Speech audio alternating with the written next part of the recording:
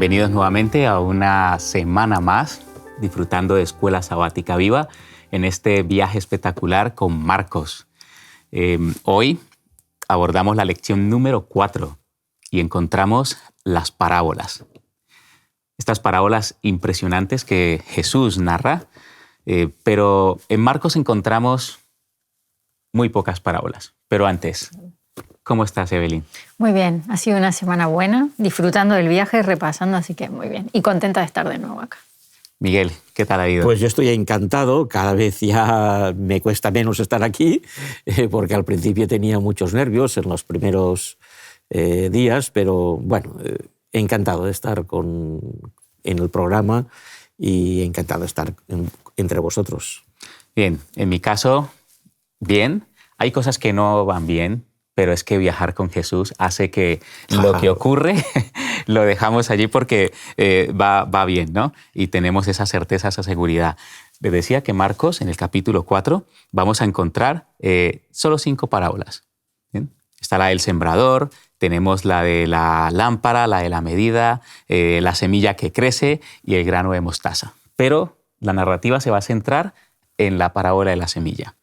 Y tenemos hoy un versículo de memoria.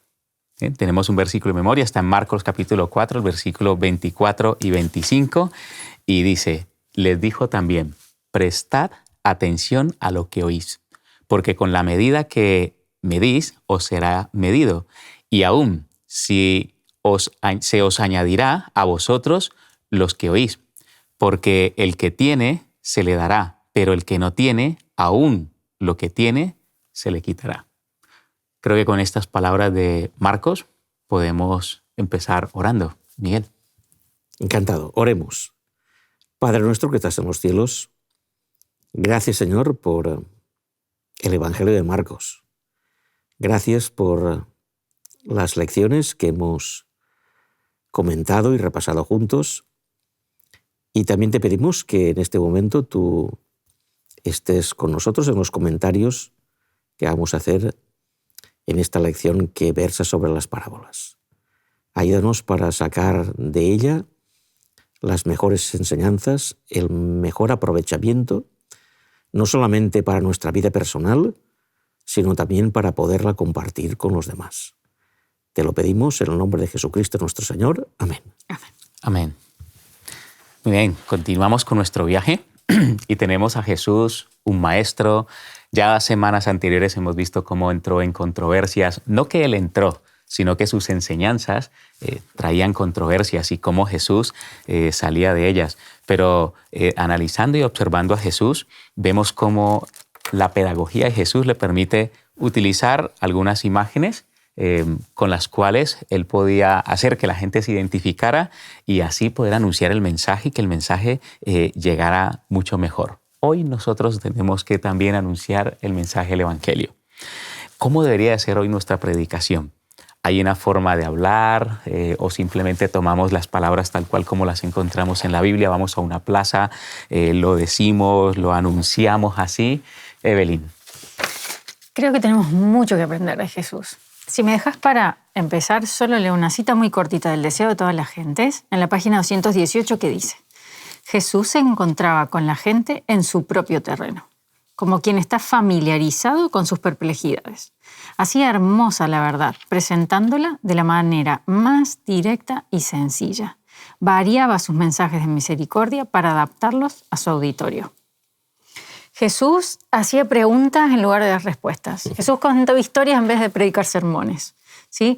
Jesús se adaptaba a su auditorio. Y voy a decir algo que puede no sonar muy bien, pero a veces nosotros nos autopredicamos o predicamos para gente que entiende y que sabe.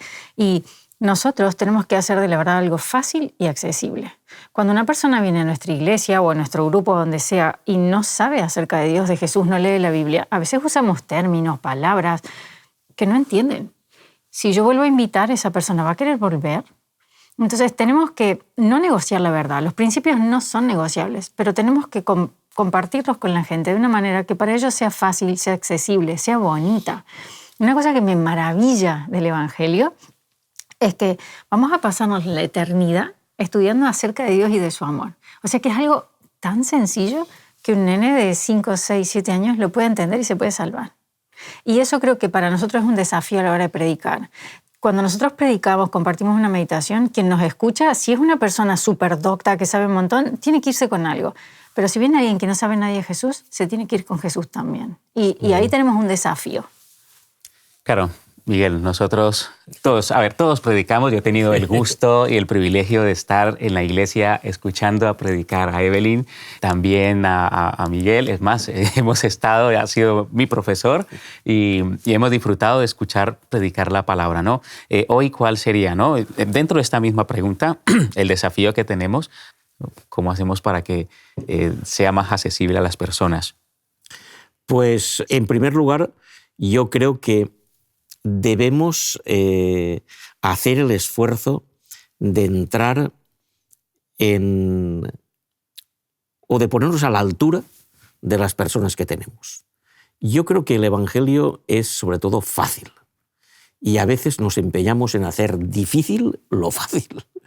Y Jesucristo lo hizo fácil, lo hizo accesible, lo hizo entendible. Y eso es muy importante. No la retórica, no la pomposidad, no, es lo que hace que penetre el Evangelio en las gentes. Lo que lo hace es la sencillez con que lo ponemos y lo decimos, lo explicamos y lo decimos. Y eso Jesús sí que fue un gran maestro en las parábolas. Las parábolas es un medio extraordinario porque Jesús es el autor de toda la antigüedad que más utilizó este método. No fue el inventor de la parábola, quiero dejarlo claro. La parábola existía antes de Jesús. En el Antiguo Testamento hay algunas, pocas, y en otras culturas también las empleaban, pero Jesús fue el que más lo empleó por poder llegar a la gente. Y yo creo que también en alguna lección pasada lo decíamos, a la gente nos acercaremos también cuando, no solamente por las palabras, sino cuando en nuestra vida vivamos lo que decimos. Y entonces llegaremos. Claro, muy bien, muchas gracias, porque hace poco estábamos con un grupo de jóvenes, adolescentes, e hicimos una propuesta, y la propuesta fue tomar las parábolas y hacerlas actuales. La verdad que me hubiese encantado haber tenido una de ellas aquí y haberla transmitido, porque de hecho les dijimos, oye, públicalo, porque es lo mismo, pero con una circunstancia actual. Tenemos la parábola aquí del sembrador. Tenemos la palabra, es la primera que está registrada en Marcos 4 y nos permite preguntarnos algo, ¿no? Jesús toma una ilustración de algo que es muy probable que todas las personas en ese momento vivían. Y además de que si no lo vivían, lo veían. O sea, entonces él empieza con la parábola del sembrador. ¿Cuál crees, Miguel, que es nuestra función o nos toca a nosotros decidir cuándo se siembra, dónde, cómo, con la aplicación que tiene, teniendo en cuenta la aplicación de la parábola del sembrador? Bueno, pues contesto rápidamente, pero antes quiero decir, en esto de la aplicación actual, hay un libro que es del profesor Roberto Badenas que se titula Para conocer al maestro en sus parábolas, y él, que comenta varias, al final hace algunas aplicaciones prácticas, algunas que las hizo en clases de secundaria y que los mismos alumnos le hicieron. Por ejemplo, había la parábola, me acuerdo, de los recogedores de naranjas y tal. ¿No? Bueno, vuelvo a tu pregunta. Yo creo, centrada en el sembrador, y ahí hay varios terrenos, que nosotros no nos hemos de preocupar tanto de las condiciones. Es verdad que hay que preparar a veces los terrenos, pero a veces el terreno tienes que estar tan bien preparado, que nunca está bien preparado. Unas veces porque llueve, unas veces porque hace frío, unas veces porque... y entonces no echamos la semilla. No, el sembrador echó la semilla y había preparado el terreno, pero no toda cayó en él. Y entonces no nos toca a nosotros decir dónde la echamos. Porque Dios puede hacer germinar la palabra, e incluso a veces en terrenos que nosotros pensamos que no. A lo mejor nos sale una espiga de trigo muy buena, pero sí la suficiente como para que algún animalito se la pueda comer, algún ratoncito o algo. Es decir, a nosotros no nos toca decidir el momento. De hecho, Pablo se lo decía a Timoteo de otra manera. Oye, predica a tiempo, pero oye, predica. Lo que no puedes es no predicar. Si predicas a tiempo, mejor, pero no te quedes sin predicar. Y bueno, el Señor nos dice sembrar y tenemos que hacerlo. Y el recoger lo hará el Señor también, ¿eh? Nosotros, afortunadamente, le toca a Él. Eso lo explicó Él también en la parábola de la red y en otros sitios. Él lo hará. Tenemos esta parábola del sembrador porque no es que las otras sean menos importantes, sino que esta abarca todo el capítulo 4. ¿Cuál es el mensaje central de la parábola? Porque la semilla identifica la palabra, hay tipos de terrenos que simbolizan a los tipos de personas, pero ¿cuál es el mensaje central? ¿Qué quiso enseñarnos Jesús a través de esta parábola del sembrador? Evelyn. Tenemos que sembrar. A mí no me toca decidir dónde, ni cuándo, ni a quién. A mí Jesús me llama, compartí el Evangelio. Y yo estoy llamada a hacer eso. Si cae en buena tierra o no es buena tierra, no me toca a mí decidirlo. Mi función, si realmente amo a Jesús y entendí el Evangelio, es compartirlo. Y Él se va a encargar después de decidir si estuvo bien, si no estuvo bien, si a dónde cayó, a dónde no cayó. Y un poco volviendo a lo que hemos hablado otras semanas, empezar a ver a la gente como un terreno en el que puede crecer algo. A veces nosotros pensamos, no, a este le voy a predicar. No. Sin embargo, no es mi función. Yo estoy llamado a compartir el Evangelio. Y Jesús se va a encargar, el Espíritu Santo es quien va a tocar el corazón de la otra persona y es su trabajo. Mi función es compartir. Estos días viví una experiencia tremenda.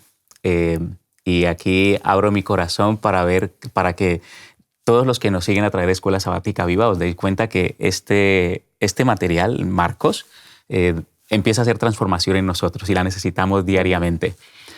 Oro normalmente por las personas, o sea, he tomado la decisión de orar por las personas, los nombres de las personas que están en el buzón del edificio. O sea, me detengo no solamente a sacar las cartas que probablemente hayan llegado, sino que mira, sé que algunos no viven allí porque dejaron el nombre y no están allí. Y le digo al Señor, si aquí hay alguien que te está buscando, pues... Y hay una persona en el edificio que por su aspecto, por sus maneras, pues... Yo no lo mastico mucho, o sea, paso y tal, ¿no? Y justamente estos días llegaba con la bicicleta y la persona, te ayudo. Y yo, sí, ¿no? Y me ayudó ahí a entrar y todo. Y me dijo, ¿sabes? Eres mi referente. He bajado 8 kilos porque mi deseo es salir en bicicleta y saldré un día contigo. Qué bien. Así que prepárate, vivo en el tal, en el piso tal, y voy a salir contigo. Compañeros, soy honesto, yo no tenía a esa persona como referencia de esta persona, podría un día hablar con ella. Y no estoy hablando de que le voy a ir a predicar el Evangelio, sino de un amigo, alguien con quien salir. Y cuando sales y hablas, pues hay bastante tiempo para poder contar muchas parábolas. Gracias, Evelyn. No nos toca a nosotros decidir en qué terreno sembramos. Debemos sembrar. ¡Qué experiencia! Y a mí me recuerda eso, la escuela sabática del año pasado. Yo creo que fue la del último trimestre del año pasado, en las que al final, no sé si os acordáis, te decía, ora por... ponía una serie de objetivos y decía, ora por estas personas, ora por esto. Y efectivamente, eso, aquellos objetivos que lanzaba el autor, veo que efectivamente da resultado. Tú oras por personas que a veces no conoces, pero que dices que el Señor ponga delante de ti y las pone. Claro, y... Yo he tenido un huerto y me encanta el momento de la cosecha. Pero con Dios, lo de la cosecha, podemos ver algunas cosas nosotros algún día, pero si se lo dejamos a Él, vamos a poder disfrutar de sembrar. Los tiempos de Dios no son los nuestros y sembrar implica paciencia. Muy bien. El reino de los cielos se ha acercado. ¿Cómo era Diego cuando Jesús vino al reino de los cielos? Porque ellos tenían un concepto del reino de los cielos. Vos estás hablando del reino de los cielos. Y cuando Jesús viene, ellos tenían un concepto del reino de los cielos. Y Jesús vino y les dijo, oyeron que fue dicho, pero yo les digo. Y además Jesús hizo una predicción acerca del reino de los cielos. ¿Se cumplió la predicción de Jesús? Sí. Justamente en Marcos, en el capítulo 4, bueno, no, sí, Marcos no lo menciona, pero si vamos hasta el capítulo 9 de Marcos, en el versículo 1, aquí ya se ha avanzado un poco más. Esto lo encontramos justo después de una confesión que hace Pedro acerca de Jesús. Luego Jesús sigue anunciando su muerte, pero el capítulo 9, el versículo 1, justo antes de la experiencia de la transfiguración, de cierto os digo que alguno de los que están aquí no gustarán la muerte hasta que hayan visto que el reino de Dios hayan visto al reino de Dios ha venido con poder. ¿Vino el reino de Dios? Claro, vino. Ahora, las personas en este tiempo, igual que hoy muchas veces, pensaban en el reino de Dios, pero era como que Dios va a eliminar a todos los romanos, que era el imperio que dominaba en ese momento, y devolvería otra vez todo el poder, las tierras, todo a Israel. Y tomaron esto como que ese ya sería el reino de Dios. ¿Sí? Pero se quedaban muy cortos. Porque el reino de Dios, en este mundo en el que estamos viviendo, aparentemente continúa reinando la muerte. Porque parece ser que la muerte es lo inevitable, no tiene solución, llega y ya no hay nada más que podamos hacer. Pero estas personas lo vivieron. ¿Por qué? Porque el reino de Dios se manifiesta justamente en el momento en el que la muerte es vencida. Jesús, en la cruz, se enfrenta a nuestro mayor enemigo.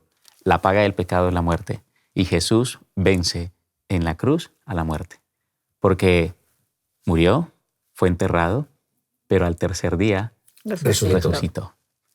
Y personas que escucharon esta parábola, que escucharon a Jesús aquí, escucharon a Jesús decir el reino de los cielos se ha acercado, y esta predicción de lo veréis, se dieron cuenta, vivieron este momento. En medio de tanta incredulidad, la predicción que Jesús hizo, se hizo realidad. Así que vivieron esta experiencia cuando se recibe el Espíritu Santo, porque el poder del Espíritu Santo, ese poder transformador, esto es el reino de los cielos. La iglesia primitiva, de hecho, fue creo que casi que, no digo el mejor, pero ejemplo de esto. Cómo la iglesia primitiva transformó el mundo, trastornó al mundo. Eso es el reino de Dios. ¿Y cuándo se logró? Como dijiste vos, después de que Jesús resucite y cuando reciben el Espíritu Santo. La predicción se cumplió. Sí que es verdad que el reino de Dios es Jesús ya viniendo, instalando, pero mientras podemos estar viviendo el reino de Dios. Debemos estar viviendo el reino de Dios. Exacto. Y yo creo que también Ellen White comenta que en el concepto del reino hay dos aspectos. Uno es el reino de gracia, que él promete en el Edén ya a Adán y Eva, y que Jesucristo realmente redunda. Por eso, en la primera lección, ¿os acordáis que estaba el versículo el reino de Dios se ha acercado? El reino de gracia con Jesucristo se materializa por completo. Falta por venir el reino de gloria. Ese está por venir. Pero el reino de Dios lo podemos, que es el reino de la gracia, lo podemos vivir ahora, aquí, y lo vivieron ellos en aquel momento. Y eso no hay que esperar a que Él venga. Tú puedes vivir el reino de la gracia en tu vida diaria y eso te preparará muchísimo más para recibir a Jesús cuando venga en su reino de gloria. Claro, ahora vemos cómo con una parábola, porque aquí estamos nuevamente observando a Jesús como maestro, con algo que la gente observaba, anuncia el reino de los cielos, anuncia el reino de la gracia. Hay gracia, hay oportunidad, la muerte no es el final. El reino de los cielos está aquí. No esperéis solamente que se elimine a Roma, porque Roma no es el problema. El problema es el pecado. Y yo he traído solución al pecado. Y además de que nos centramos aquí en este contexto de nos hace partícipes, podéis sembrar. Me vais a seguir para que sembréis, ¿no? Vamos a sembrar. Vamos a plantar la semilla del Evangelio. Y ¿pasa algo? O sea, ¿hay algo? ¿Por qué Jesús nos pidió que participemos de sembrar el Evangelio? ¿Ese Evangelio se transforma en algo o ese mensaje nos transforma a nosotros? ¿Qué pasa si no lo compartimos? ¿Qué pasa si no sembramos? Miguel. Si el Evangelio es la buena noticia, o la buena nueva, pero fundamentalmente la buena noticia es lo que significa literalmente esa palabra en griego, es una palabra griega. Las noticias en este mundo, ¿para qué están? Imaginémonos un periódico que elabora una cantidad de noticias y vamos a suponer que sean ciertas y correctas. ¿Para qué están las noticias? Las noticias... Para informar. Sí. Las noticias tienen que difundirse, naturalmente. Las noticias se tienen que expandir. De nada sirve tener una noticia si tú no la proclamas, si tú no la... ¿Para qué sirve? ¿Para qué le sirve a la sociedad? Si tú tienes noticias, y estoy hablando de buenas noticias, porque las malas noticias no hay que difundirlas y desgraciadamente hay muchas, pero de las buenas noticias, pues hay que difundirlas. Ahora, imagínense la más grande de las noticias, porque así se la proclamó el ángel a los pastores. He aquí, yo os anuncio, y el verbo que dice anunciar es evangelizar, evangelio, las nuevas de gran gozo, pero a continuación dice, os anuncio a vosotros, nuevas de gran gozo, pero que serán ¿para qué? Para todos. Para todos. Entonces, el evangelio no tiene, contestando ya directamente a tu pregunta, Diego, no tiene ningún sentido, absolutamente ningún sentido, si no se proclama. El evangelio, en primer lugar, hay que vivirlo. O sea, primero hay que aceptarlo. Después hay que vivirlo, pero después hay que proclamarlo. Hay que expandirlo. Si el evangelio no se proclama, pierde su esencia. Y la noticia, porque significa buena noticia, no se da. Entonces, el evangelio, como decía al principio Marcos 1:15, el tiempo se ha cumplido, el reino de Dios se ha acercado, arrepentíos y creed en el evangelio. Pero ¿cómo van a creer, como decía Pablo, si nadie lo predica? Entonces, el evangelio no solamente hay que aceptarlo, hay que creerlo, hay que proclamarlo. Y si no, no es evangelio, no es buena nueva, ni siquiera es buena, es nada. Claro, es que las buenas noticias hay que compartirlas, pero sí es verdad que no podemos saltarnos de si no compartimos el evangelio, algo que le pasó a las personas religiosas de ese momento, los fariseos, que la palabra fariseos pues la tenemos con una connotación totalmente negativa, pero los fariseos, claro, hay un momento en el que Jesús les dice que se convertirían, los compara con un sepulcro blanqueado. Por fuera muy bonito, pero por dentro... Y es fruto de no compartir el evangelio, sino como que aparentar que el evangelio me ha transformado.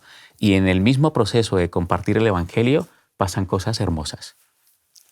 Has citado a Pablo y no puedo no dejar de leer el texto porque está en Romanos capítulo 10, el versículo 14. Y hace ese llamado al compromiso que tenemos como lectores de esta parábola, lectores de este evangelio, y que lo vivimos y nos falta algo, lo de compartirlo, ¿no? Y dice el texto, ¿cómo pues invocarán a aquel en quien no han creído? ¿Y cómo creerán en aquel de quien no han oído? ¿Y cómo oirán sin haber quien les predique? ¿Y cómo predicarán si no son enviados? Como está escrito, cuán hermosos son los pies de los que anuncian la paz, los que anuncian las buenas nuevas. Es el evangelio. Así que desde la Escuela Sabática Viva queremos hacer en este momento una invitación. No solamente nos veas que nos encanta que estés ahora viéndonos, sino que también te unas a este movimiento de anunciar las buenas nuevas del Evangelio. Hay esperanza para todos. De hecho, me encanta que cuando predicas el Evangelio te transformas en un mensajero hermoso que lleva una buena noticia. O sea, qué privilegio poder compartir el Evangelio con los demás. Bien. Y esto hace que se forme una familia de Dios. Pero, ¿qué implica ser verdaderamente, ser parte de la familia de Dios? A Jesús aparece su familia y Jesús dice, ¿quiénes son mis padres? ¿Quiénes son mis hermanos? ¿No? Y cuando uno lo lee de primeras puede sonar mal. Sin embargo, en realidad Jesús se está refiriendo a otra cosa y cuando leemos la lección nos damos cuenta que Jesús lo que está haciendo, como siempre hacía, que eso me encanta de Jesús, es llevar a su auditorio, a sus discípulos, a la gente, al Antiguo Testamento, a las Escrituras. Y Jesús acá los está llevando a Isaías 6. Es un capítulo en el que Isaías está ante el trono de Dios, ve la gloria de Dios, serafines, querubines, ángeles, y entonces en un momento Isaías dice, wow, yo soy un hombre de labios impuros y estoy delante de Dios. Soy un hombre pecador y vengo de un pueblo pecador y estoy delante de Dios y voy a morir. Y en ese momento que él se da cuenta de quién es y a dónde está, el ángel lo toca con un carbón, lo purifica, le da su gracia y entonces lo hace apto para estar en la presencia de Dios. Y ahí Dios dice, ¿a quién enviaremos? ¿Quién irá por nosotros? Como que Dios dice, ¿quién era nuestra representación? ¿A quién vamos a mandar en nombre nuestro? Y entonces, ¿qué hace Isaías? Inmediatamente levanta la mano. A mí, envíame a mí. ¿Quién es la familia de Dios? Todo aquel que es enviado a predicar el Evangelio. Pero para poder hacer eso, un poco lo que decías antes, Miguel, tenemos que darnos cuenta de quiénes somos, tenemos que reconocer quién es Dios y únicamente mediante la gracia podremos ser purificados. Y como dice en Romanos 8:14, todos los que son guiados por el Espíritu de Dios son hijos de Dios. Cuando nos dejamos guiar por el Espíritu, cuando aceptamos a Jesús, su gracia, su sacrificio, entonces pasamos a formar parte de la familia de Dios. Muy bien, entonces creo que es un momento especial, además de que es el momento de concluir, para que podamos expresar, ¿no? ¿Con qué nos quedamos de esta parábola, especialmente la parábola del sembrador? Miguel. Con el hecho de sembrar. Muy bien. Evelyn. Con el privilegio que Dios me da de poder compartirlo. Bien, yo me voy a quedar con que yo no puedo hacer semilla y tenemos la palabra que es la semilla. Así que gracias por una semana más. Encantado. Nos vemos la siguiente semana. Muy bien. Hasta pronto. Aquí estaremos. Aquí estamos. Te invitamos a tener una experiencia más allá del sábado, convirtiendo tu unidad de acción en una iglesia hogar en donde la Biblia, la oración intercesora, la fraternidad y la testificación sean vuestro estilo de vida. Así experimentaremos un poder renovador en la iglesia y en el cumplimiento de la misión.